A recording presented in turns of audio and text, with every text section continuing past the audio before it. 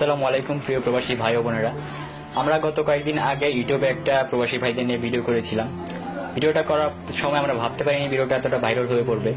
যে ভিডিওটা যখন প্রকাশ করি আমরা তখন ইউটিউবে, তখন এই ভিডিওটা নিয়ে ফেসবুক সহ ইউটিউবে বিভিন্ন মাধ্যম থেকে অনেক সমালোচনার ঝড় হয় ভিডিওটা থেকে। আমরা কখনো ভাবতে পারিনি ভিডিওটা এতটা খারাপ পর্যায়ে চলে যাবে। আসলে আমরা খারাপ মাইন্ড নিয়ে ভিডিওটা বানাইনি, আমরা আমাদের ভুল বুঝতে পারছি যে যখন আমরা ভিডিওটা করি মানুষের সমালোচনা যখন হয় তখন আমরা আমাদের ভুলটা বুঝতে পারছি এবং ভুলটা বোঝার পর আমরা ভিডিওটা ইউটিউব থেকে সরিয়ে ফেলেছি। আর আমাদের এই ভিডিওটা থেকে যারা যারা কষ্ট পেয়েছেন আমরা তাদের কাছে আন্তরিকভাবে দুঃখিত এবং ক্ষমা প্রার্থী। আমরা আপনাদেরকে ইচ্ছা করে কষ্ট দিতে চাইনি। আর আমরা যাদের ইন্টারভিউ নিয়েছি তারা সবাই সাধারণ পাবলিক। আমরা বিভিন্ন পার্কে বা উদ্যানে গিয়ে আমরা ইন্টারভিউ নিয়ে থাকি, তো তারা আমাদের পরিচিত কেউ না। আমরা সাধারণ জনগণ থেকেই তাদের কাছ থেকে আমরা ইন্টারভিউগুলো নিয়ে থাকি। আর আমাদের চ্যানেলে যেগুলো শর্ট ফিল্ম হয় সেগুলো আমাদের পরিচিত মেয়ের দ্বারা আমরা করে থাকি।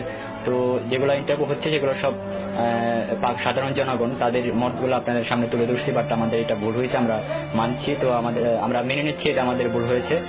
আশা করি আমাদের সাথে সবাই ক্ষমা সুন্দর দৃষ্টিতে দেখবেন। আগে যেভাবে আমাদেরকে ভালোবাসতেন আমরা দেখব ভবিষ্যতে যেন আপনি আমাদেরকে ভালোবাসে সাপোর্ট দিয়ে যান সবাই। সবার মনে একটাই প্রশ্ন যে কেন আমরা ভিডিওটি ডিলিট করতে এত সময় নিয়েছি। সবকিছুর একটা কারণ থাকে এবং আমাদের এই ডিলিট করতে বিলম্ব হওয়ার একটা কারণ রয়েছে। আমরা যখন এই ভিডিওটা করি তখন আমরা একসাথে দুইটা ইন্টারভিউ নিয়েছিলাম। একটা ইন্টারভিউ ছিল প্রবাসী ভাইদের নিয়ে, একটা ছিল প্রতারণার বিষয়ক নিয়ে একটা ইন্টারভিউ। তো আমরা এই বিকাল 4টার দিকে আমরা ইন্টারভিউ নিয়েছিলাম। তো ইন্টারভিউ শেষ হয়েছিল প্রায় 6টার দিকে। তো 6টা বাজে আমাদের চ্যানেলের মালিক, আমাদের চ্যানেলের সিইও শামসুল ইসলাম, সে এডিট করে এটা 8টা বাজে ভিডিওটা আপলোড দিয়ে দেয়। প্রবাসী ভাইদের নিয়ে যে করা ভিডিওটা এটা আপলোড দেয়।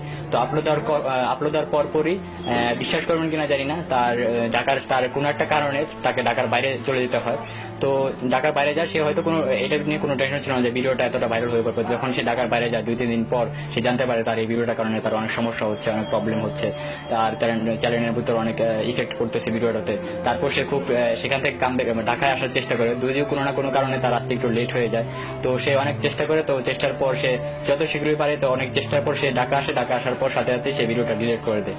আর এখানে এটাই ছিল কারণ। আর আপনারা যারা ভুল ভাবতেছেন তারা কিন্তু, আর যারা ভাবতেছেন যে ভিডিওটা আমরা ইচ্ছা করে রাখছি তারা সম্পূর্ণ ভুল ধারণা। সে আবার একটি কথাই বলতে চাই, আমরা আপনাদের মনে কষ্ট দেওয়ার জন্য বা আপনাদের মনে আঘাত করার জন্য ভিডিওটা বানাইনি।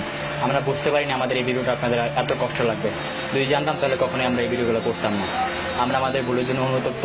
আশা করি সবাই আমাদের ক্ষমা করে দিবেন। প্রবাসীদের অনেক ভালোবাসি। আর এই ভিডিওটা দিয়ে আমাদের অনেক খারাপভাবে নিয়েছেন, আমরা আশা করি আমাদেরকে সবাই আবার আগের মতো ভালোবাসা দিয়ে আমাদের পাশে থাকবেন।